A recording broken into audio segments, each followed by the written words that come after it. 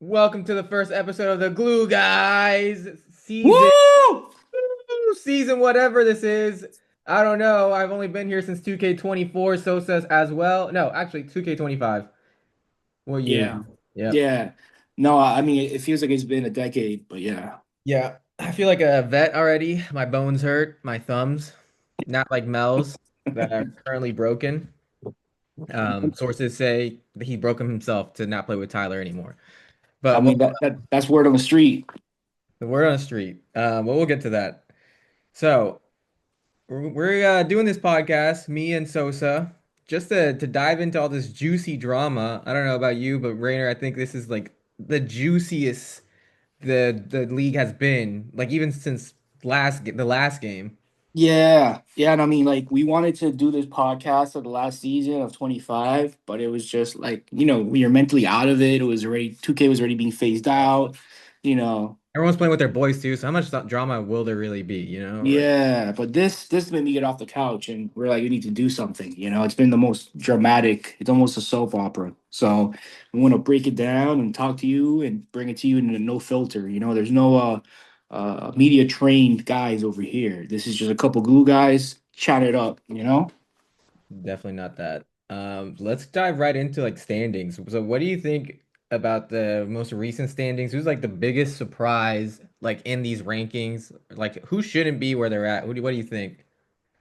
Um, so for me, the biggest surprise is I'd say it would be like the Decepticons, which is your team, right?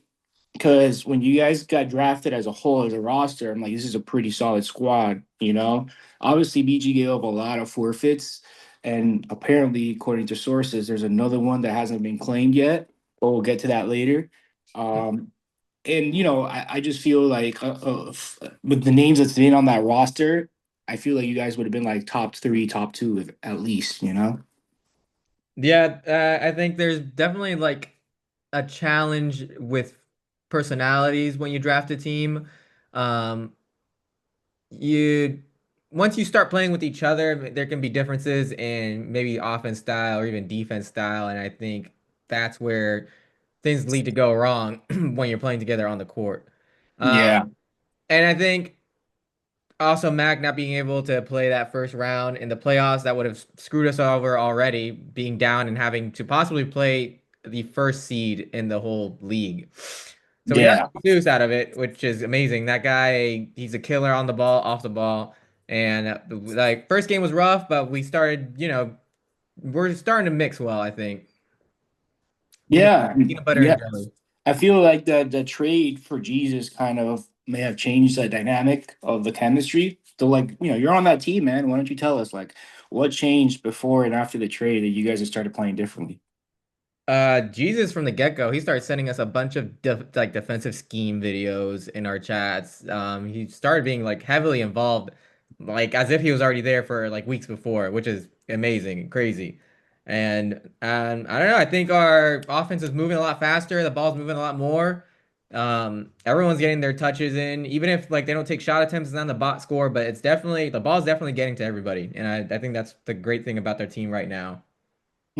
Yeah, I mean, from somebody outside looking in, I'd say one of the biggest differences is that your usage has went up drastically. And before you would touch the ball very few times. I mean, I personally guarded you, and I was falling asleep. Like you were getting the ball swung your way a lot, and you didn't have a chance to create or an ISO or do something with it. And I feel like now that the scheme has changed, where you're kind of running, you and Jesus are like sharing the one position. It's like a combo guard situation. So you guys bring a dynamic every time the ball goes up, and I feel like you having the ball a lot in your hands has produced wins compared to before. Yeah, no, I agree. I think that's helped us a lot. It takes a lot of pressure off of Jesus, who I think he didn't have that like backup guard for him on Tyler's team. I mean, no like disrespect to anybody on that team, but I think he had to be the focus point of that offense just You had to to do it all, man. You had to do it do it all. all. So I think once he came to our team and realized he doesn't have to be the only one carrying us. Everybody can carry their own load. I mean, even Hezzy, he's got a couple moves in the bag that he can just pull out for us whenever we need a quick bucket. And I think, he's like our MPJ, Jokic, he'll drop it down to MPJ, 5 seconds left, and he's like, yeah, do whatever you want, man. So like Hezzy's great. I think our team's like really flowing well, and like the more we play, we're getting more chem. Yeah, no, I mean, I see it. You guys, I mean, you guys look completely different from the first week to now. Yeah. Yeah. Is there anybody else that you think is crazy, like where they're sitting at with their rankings? Like right now, it's 6-1 Symbiotes, which is your team. Then we have the Syndicate with 6-2. They're right behind you. They're the second best team in the league by standings. That's Mhm. Miguel, DJ, Chris. Um, Chris with the fat donut against us. Let me just put that out there. Emerald did not let that guy score, and he's been MIA. Ever since then, the Yeah, guy has not MIA. written one word in the chat. Like he's disappeared. MIA Chris. We gotta check up on him. Maybe do like a welfare check. Call the police. Yeah. Amber alert, you know? Yeah. Who else is on that? Oh, Grant's on that team. Grant's great, man. I Yeah. love playing with that guy. We played a lot of rec games with him, and he's fitting with that team nice. He gets better Yeah. like as every like week passes by, from when he first was starting to play 2K and until now where he's at. It's been like a progression from being a last round blue guy pick where he's probably could be a starter if things go his way. And for those who don't know, Grant or don't know names, Grant is Veal Parmy on Yeah. BSN. That's their center. Yeah. Yeah, rookie. Rookie. Possible rookie of the year. And who are the rookies? Top rookies right now? It's Grant, Chris, I uh, got we got Tirado and then we got yeah, Nando on our team. yeah. Yeah, you guys, wow. So two of the top teams have like all the rookies. Yeah. Maybe that's the secret, man. Just get some rookies on your team and you never know. Yeah, I mean that's what happened with us. Our first season in the league, we were rookies and we went all the way to the finals and beat out, I think it was BG's team. Yeah, Lock City. Yep. Yeah. Yeah. Yeah, so I would say Tirado and definitely Grant, like top two rookies of the year. Like definitely rookie of the year race right there. I think it comes down to them, to be honest, them Yeah. two. Because I think they're both like exceptional players, starter caliber players, both of them, Definitely. I also feel like another team that has kind of fallen under the radar a little bit, but people talk to them from not talk about them not from time to time. I think it's the Titans Wrath. Oh yeah. The record doesn't reflect the games you play with them. Like every game you play with them is like it's a fight. These I think for this 2K sucking at defense, they have a really good defensive scheme going on, and they make you work for every bucket. Like you're not necessarily going to blow them out of the water, except last game. But they were really focused last game. But like every other game besides that, like you can look at the box scores, it's been close. I feel like that team needs is like a pure scoring creator or shot creating build. They have a lot of guys who know how to play defense and offense. A lot of the guys are either catch and shoot or slashers, but they don't have a guy who can get shifty. And I feel like if they had something like that, it could change the Yeah. course of their team because that's all they're missing really to take it to the next level. I think as a squad, their chemistry is great, and when you're going up against them, it's not going to be an easy game. Like you're going to have to play really good. Yeah, I agree. I haven't played them. The Setcons haven't played them yet, but I've watched their games and they definitely have great rotations and they're definitely communicating all the time. You hear Lewis in the chat. Um, Partner. yeah, people troll him, but he's talking to his team and like that's what you like to see from your team, Yeah. like communication. Like that's the key to any good defense. Yep. Yep. I agree. I agree. Uh, Um, and then like bottom of the list, we have the Black Order and Phantoms. Obviously, Black Order with the big trade just recently with the Phantoms, where they sent over Evan and Sadler for who was it? Trusty Lap, and yeah. who was the second player? Well, they can go in elite transactions. They Yeah, traded Mel and Sadler for Evan and Trusty Lap yeah, and two forfeits. So I mean, this is clear what the Phantoms are doing. They're trying to accumulate as many wins as possible, given their situation. Like they're not going to beat you in a game, so they're strategically trying to get some forfeits, to kind of help their situation by switching the roster around a little bit. Mel already wanted out anyways. Like Mel couldn't stand being on that team, And like I mean that's just the facts. Like it, like he just did not want to be there. Asked for trades multiple times, and I'm surprised that this is the offer they accepted because like I mentioned in the chat before, I'm not going to expose the captain who offered it, so I'm not going to say who the player involved. But there was a player involved that they offered Tyler. I'm not going to say this guy's crazy out the water. It's like glue guy type of guy, but they offered three forfeits and that guy for just Mel.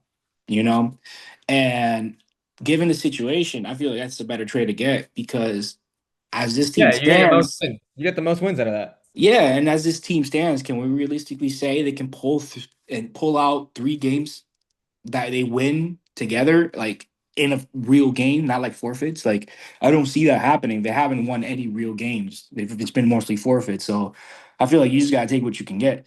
But regardless, I mean, it's not like they got bad players in that original trade. You know what I mean? Like Evan can ball and he can do his thing and score and um Trusty Lab, he can dunk, like he can kind of get shifty and slash really well. They just gotta get more chemistry, I guess, because these are two new guys they got on this team. And Evan didn't even play the last game. So we don't know exactly what that team's gonna look like. Still trying to figure it out and blend the chemistry together. But like if they Yeah. actually step it up and they actually start doing something like actually winning some games, I feel like that would make the standings very interesting because you and them are basically you, them, and the Black Order are basically very close in records. If we calculate the forfeits that haven't really been given yet, because you guys would be like 3-7. So it's really close at that from 4 to 7. So you know, if Phantoms can step it up, they can make it very interesting. We're about, I would say, like almost halfway done through the season, right? We're going into week 4 out of 8 weeks. Is that right? Let me see. Yeah, there's 8 weeks, and we are about to enter week 4. So we're Yep. about to enter to the half of the season. Halfway point. Yeah. So it's gonna start, getting tougher. I think, This is um, the hardest part of the season. yeah, because defenses start realizing how other teams are playing. They're watching film. So like their games are gonna be Yeah. a lot closer than they were like the first 2 weeks. Yeah, no, that's what I told the rookies on our team. We were cruising through some games and playing really well, but I had to tell them like you can't let your guard down and think this is just going to be a casual smooth ride for the rest of the season. This is like where it gets hard. This is the hardest part of the season because people learn how to play with each other. They kind of figure out their own chemistry and then they kind of figure out how you play. So it's like they'll start game planning for your style. So that's when it starts to get even harder because teams start to adjust. Whether the Sure, it first does. few Yeah. weeks, it's easy. And that's why people submit like so many builds. Like some people in the league, unfortunately, only submitted 1 or 2 builds, and so that might end up hurting them. Like we'll see. But a lot of like lineup changes, like depending on who you're facing, you'll start seeing that too. Now everyone will start like running the same builds over and over again, like towards Correct. the end.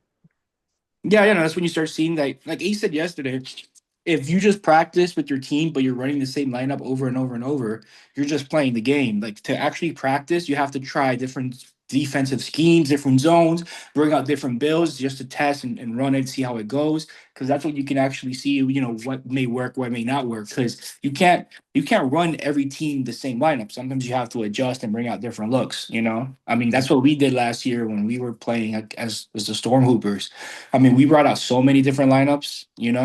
Yeah, we tried different things, You different play positions. shooting guard, small forward, power forward, center. I played point guard, and I played center, like back, like switching back and forth. Mickey And we brought we out his also lock. practiced with you at shooting guard in like pro am and like we with different people on different positions and that unfortunately didn't work so no one saw that like in the league setting but Yeah, like it ended up like our best lineup that season that like won us a chip was like a lineup we never even used before until like the very end. yeah, and we Yeah, kind of stuck with it to yeah, just ride it through. And we honestly thought we were going to be out the playoffs. To be yeah, honest, I really thought we were going to lose the Avengers. I was just there to hoop, and I was ready out. I was checked out of this game. Couldn't wait to delete it. yeah. I think we And locked in once we took game 1 of that series. yeah, we're like, hey, this is possible. Yeah, yeah, it's possible we have a 1 game lead. Yeah. But back to this season, Yeah, I mean, I feel like I was saying, like this is a part where, you know, like winter is coming. You know what I mean? It's gonna get hard, pause, it's gonna get brutal, and it's gonna be a fight amongst the teams that, are getting it together. Like it's gonna be tough. every team knows how each other plays, and that's when game planning starts to come through. I think this is a like season we've seen the most active like trades wise with forfeits. I don't think I've ever seen so many forfeits being given like it's candy pretty much, like left. Bro, me too. Like Like, that's why I was looking at the standings yesterday, and I was like, "Ace, is everything like accounted for?" Because like there's so many forfeits left and right, and some of them haven't been claimed yet. So it's like in your head, you see a certain number of standings, and then you don't know what's been claimed, what hasn't, and it's yeah. like some you want to understand what's going on in the league. Like I just want to see what the outlook of the team actually looks like, so we know what's going on. You know? Yeah, it's insane like how many wins like everybody's giving each other. And I think it might bite someone in the butt like at the end of it all. Like not saying like Decepticons, but like just there's like four teams already that like have given each other forfeits. It's crazy this season. Yeah. No. I mean, since we're talking about forfeits, I mean, we can just bring out some interesting news I learned yesterday. You know, um, I was in a party talking to the captain of Titans Wrath, and as they were updating the standings, whatever, he brought something to our attention that I thought was really interesting because I didn't even know this happened. I totally forgot about it. But there is another trade that happened in the draft where Titans Wrath and Decepticons swapped last round picks. And at first I was like, did that really happen? But then when I went through the team captain to the team rosters, it kind of did. You can see that Tanjirath's last pick was originally supposed to be Decepticon's pick. And that's another forfeit that you guys have that you didn't think was there. So how do you feel about that, Tone? How do you feel about that adversity currently in the moment? Like you guys have a tall mountain to climb. Like you guys have to play perfect from here on out, basically. If that really is the case, I mean, if I mean it's right there, I guess they did swap picks. It looks like from that side of things on Discord. No, that's tough. That's a lot of wins to give. Um, I mean, especially with a team that you haven't don't have any chemistry with, apparently, like really, because I've never played with Hezzy, I've never played with M Will, but besides maybe with the one reserve game, I've never played with BG, and that's tough. No, it's a tough position for anybody on a team, to just climb out of that hole. I think hopefully it will be all right. I mean, Tyler's team is in shambles. I'm not gonna lie. So I think that's what saves like your season a lot yeah. because if the Phantoms were in the middle of the pack team, if they were like, I don't know, 3-4 or something like that, that would be a lot harder to overcome, like, the gap because it would just be you guys and the Black Order to really step it up. But the good thing that saves you guys is that there's a lot of teams close to you in record, so you can guys have leeway. Yeah, I mean, as long as we're not dead last, we'll be fine. I mean, who knows? Maybe they'll even dissolve by the time playoffs run around. Yeah, definitely. And I mean, anything else stands out for you in the standings that you see here? Not really. I mean,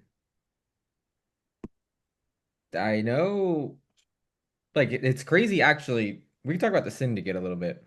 The Syndicate, I think they've only played like two games with their full roster. Am I wrong? Like with Higgs or even with Chris. I I think Chris think I think it's been like 3 games or and some change, maybe 4. But yeah, they've played I think more than half their games with, or with if half their games with a reserve. Yeah, and Too. they're doing really well without them, which is Yeah, crazy. Like they had an AI last game, and I mean they beat the Puerto Ricans. Well, Titans Wrath. They all are Puerto Ricans, but not Miami Boy. He'll be learning Spanish by the end of the season. he's an honorary Puerto Rican after the season, Yeah, basically. yeah. But the Syndicate, yeah, they've been killing it just with reserves or like whoever they find. It's just insane. Usually it's really tough to win with a reserve. Like you don't have Chem with them and they don't know your like defensive schemes. And they're 6-2. Yeah, no, I mean, and they've been playing great basketball. I mean, DJ has been absolutely killing it. You wouldn't think a guy that small forward, power forward build would be moving the way he does, but he is, and he's a smart basketball player, and I think he's like the offensive engine for that team. Yeah, I think he dropped 30 against the Titans Wrath last game, which is great. Yeah, Yeah, he went like 4 for 6 from three, and yeah, he's been killing it. Him and Miggy combo is great. yeah. I think Yeah. what would take them to another level is if they had like another like ball hand, like a good shooting guard, like a Yeah. Jesus type of guard with him. Mm-hmm. Yeah. Yeah, they just they don't. They have Chris and Chris hasn't been really shooting lights out. You know, missing a lot of wide open shots and this in this 2K, like if you're a lock, like defense in this 2K can only get you so far because it sucks. Like you have to make it up at the other end. And if you don't, then there's like a huge deficit, you know? Yeah, you're a liability at that point. Basically. Yeah. Um You what know, was another thing, a lot of the games this season yeah. have been pretty much going like blowouts, like the majority of games, besides Titans Wrath. Like everyone's like winning by 20 or like, you play the Titans and you lose by 10 or win by 10. Right, yeah. No, you're right. I've been in a couple close games. I know I played. We went to overtime with Legion of That's Doom, right. Phil's Yeah. team, and the Syndicate game was really close when we played as well. I feel like those are the two close games I played. In every other game, it's been a blowout. You know, definitely. The one game that we lost against Legion of Doom, that was a blowout. They blew us out for sure. Yeah, I saw I like cookies drop 30. Did you let a Yeah, I like cookies drop 30? How's that yeah. feel? I mean, from like being in that game and watching what's going on, what was upsetting is that was totally preventable. It wasn't like he was frying us on ISO and cooking us, like with his moves. It was just catch and shoot and cuts. And we were like, I feel like it was a lapse of concentration towards the defensive side, but we stepped it up. I mean, I feel like next we needed that wake up call, especially for the rookies, because like I said, when you win too much and you're new, these guys probably feel like, oh, this is just cake from here on out, and I don't think they were prepared for the response the Legion of Doom was going to do towards the last. We beat them last game, so they were even more locked in to get their revenge. And I think that they caught a lot of people off guard. And I mean, the game was pretty much over after this, like after the second quarter. I think by the second half, we got distracted and didn't step up defensively. That was really what was it. I mean, you let them score in any one, and if you let a team score in any one, it's hard to beat. You know. Yeah, I think that new lineup they have too is pretty nasty. I think GM of the year probably goes to Phil. He's gotten a lot of forfeits from trades and he Hmm. still like was able to build an elite team. And he realized like whatever he drafted it like draft night it wasn't working and he made that switch right away. They've been on a 3 game win streak since. No, Um, they been good. I think. I mean, this is no knock to Phil, but I've said it before, and I feel like, look, he drafts Mike as his first round pick. Okay, that's fine. But if you're drafting someone in your first round pick, you're basically drafting them so they can play to their strength, to their suit, and kind of build around them. To draft Mike and then play him out of position, I think is a disservice to the first round pick because he's not going to be giving the production you expect him to do because you drafted him for a reason. And that you drafted him that high because you know what he's capable of. Then you can't really put him out of position and expect him to do the same. So I yep. feel like there was a disconnect in chemistry where it was like they wanted Mike to play like a certain style of power forward that he's never done before. Like Mike is a guard and he's a 3-point sniper. Like that's how you should play him. And if you just take him out of that comfort zone, there's going to be a disconnect. And you can see that Phil's team first couple of weeks are trying to figure it out. And I think the best thing for both parties was to part ways, make a trade, and it worked out because Phil's best position is power forward, and that's where he's most comfortable with. And having Danny, who wanted to play center in the beginning, I mean, it's Yeah. working out. Danny's playing great. He's stretching the floor with his deep bomber. I think Um, he's the only center in the league too with deep bomber, and I think that just brings a whole nother like style of offense to them that is yeah, making like these games go crazy. Like he killed us with that deep bomber, yeah, pre-pack. it works perfect because if you have a center of his build, short arms, 3-point heavy, like he's not going to be an inside center rebounding everybody in the league. But you don't need to worry about that because you have Phil, and Yeah. Phil has great rebounding. So you have somebody to back you up while you're trying to stretch the floor. You're not going to Mhm. be in the paint trying to grab boards. So that style of play literally works great for their offense because if they didn't have a power forward like Bill style, like Phil style, they would be in a tough position, I think. Yeah, and I think they all dive boards too, like especially Mark. He's been on that nasty lock and pretty Hmm. much does it all. Yeah, man. Mark's Like, a sniper too in the league. Like you can't leave him open. Even a little bit of space and he's pulling it. And Mark, I mean, I can tell you I've guarded him. Mark's like an underrated, like role player, like definitely. Yeah, he is. And he plays a great point guard, but like he's elite at any position. Like wait until he makes a center, like hopefully next season, so you can see him play that. He plays a great center too. Um, Yeah. I mean, listen, like that. I feel like after Mark's performance this season, like I feel like a lot of teams are going to reach out to him in free agency because Definitely. he's a utility player, can play different positions, has good IQ. Yeah, You he's a know, team player for sure. Like he'll do whatever the team needs. yeah, But for sure. Let me see here. But yeah, I think we covered that. There's nothing else in league transactions really to mention except the last couple of trades. Um, we could talk about projections. Like, who do you think is going to win first seed, and who do you think is got not going to make the playoffs? You want to go into that? I think it's pretty obvious who's not going to make the playoffs.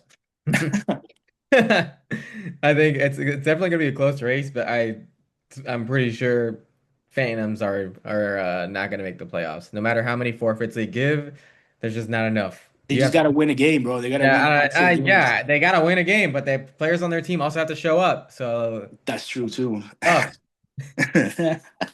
So it's hard to build any chemistry when your players don't show up either. Yeah. No, I get you. Definitely. Um, I think let's talk about like new possible MVPs. We're halfway done. Who's like you're in the early race for MVP? it's Who, Tay. No, hands down for me, it's Tay. I don't think anybody in the league has come like as close to playing at the level Tay has been playing. Because to begin with, point guard is the toughest position to play, and to be able to create, limit your turnovers, also score when need to, and kind of like be the driving force of the team in all aspects. I feel like Tay is the MVP for me for sure. I'd give offensive player of the year. I'd give it to DJ. Those be my two right there. yeah, offensive player of the year. I'm like debating. It could be between DJ. I would also say Jesus. That guy is insane. Like if you let that guy loose, he's scoring no matter That's what. also a good point. Yeah, that's a good pick. Yeah, Jesus can like create like by himself where a DJ does have to be set up most of the time. He's very shifty like once he gets the ball, but like the ball in Jesus' hands, you know he's gonna get a bucket. yeah. But No, MVP you're right. definitely Yeah. Tay's averaging 26 and 16. Yeah, like, it's insane. Almost 20 assists a game. Who? Who? Tay. Oh, Tay. Yeah. I mean, I have to update the stats. Like these stats are from last week. Okay. Yeah. I mean, it should be close. Like if anything, his like let me see. Like his last game we played, he dropped 20 and 11, and then let me see here. The other game, he dropped 8 and 17. So that was his lowest score. That was, believe it or not, that was his first game as guard and the new patch. So he was like really like trying to figure it out with how to dribble, and there was no more fade. So he was playing completely different. Um, but I think he'd be close. I think his total will probably be like around 22, 23 points per game, but still high assist. You know? Yeah. That I have to do the stats for sure. But um I mean, I don't think there's anybody that's challenging the MVP unless we go like unless we start sliding. Like if we lose a lot, then I think the MVP is going to end up being given to somebody else. But as it stands now, I think it's Yeah, I don't unquestionably think it's Tay. debatable. Yeah, I don't think it's debatable like right now. Um, It could possibly like yeah, it depends how many games you lose. But this halfway point, I think he's like the clear number one. I'll give an honorable mention to George. Like ever since that trade like 2 weeks ago where they moved Mike and then they have Danny just opening the floor up. He Yeah, he's been killing it. I'm not gonna lie. Like that guy, he yeah. changed his jumper about a Zen, but that guy has not like been missing at No, all. he's been hoping for sure. Like Yeah, the moment the trade happened, he turned into a different person. it's insane. Yeah. No, yeah. It was just a night and day difference from the play style. Here's a like a fun fact stat here that I'm looking at. Did you know that Danny averages 3 blocks a game in his That's last 3 games played? That's that's insane. I Yeah, I also noticed that Veal Parmy he had like 5 blocks like just 2 games ago in one game. yeah, yeah. No, and shout out to Tirado. He also had 5 blocks last game. No, six actually. He had Six six blocks. blocks last game. Yeah, Yeah, that's tough. yeah, and I had two. So shout out to your boy, shooting guard with 2 blocks. Yeah. Self-glaze, self-glaze. Yeah, it's have to self. You gotta love yourself first, before you love anybody else. So Is that what the Bible says? yeah, it's a Sosa letter of Sosa 3:14. Socialations So 3-4. um yeah, so are we gonna get the special guest coming in or what? Nah, they are busy, so no special guest today. Okay. Maybe next pod we'll have a guest. This was we just want to put this together, go over all the drama. We appreciate whoever listens to this Yeah, for sure. new podcast, Glue Guys. Yeah, we're bringing you a different taste and flavor, than we're accustomed to. No shade to the front office podcast, but they've been kind of MIA. So maybe Yeah. this will light a fire, and then you're gonna be like, "Nah, we gotta drop one now because where you guys been?" Where have you been? But any other points Yo, things my you want to bring up? no, I think we covered it all. All right, perfect. Okay, well, thanks for tuning in. This is the first episode of the Glue Guys, and you'll catch us around. We're going to be dropping not religiously every week, but we'll be dropping every now and then throughout the league, catching up on stuff. Yeah, peace. All right.